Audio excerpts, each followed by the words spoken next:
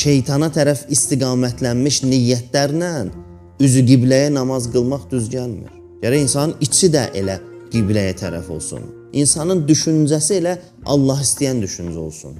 O olur üzü qibləyə yaşayış. Məsələ bu deyil, bu tək bu kompasla tapaq ki, hə, qiblə Məkkəyə tərəf üzü budur, 4 rükət namazımızı qılaq. Məsələ bizim yaşayışımızın qibləsidir ki, bizim nəfsimizin, bizim ruhumuzun, bizim ağlımızın, bizim düşüncələrimizin qibləsi hara olur. Ordu təlqinində də insan deyirlər bunu ki, səndən soruşacaqlar bunu ki, şəhvət deyildi qiblən, dünya məhəbbəti deyildi qiblən.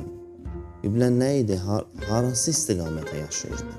Pul idi, ləzzət idi, məqam idi, Allaha bəndəlik idi. Bunun hansı idi səndə istiqamət?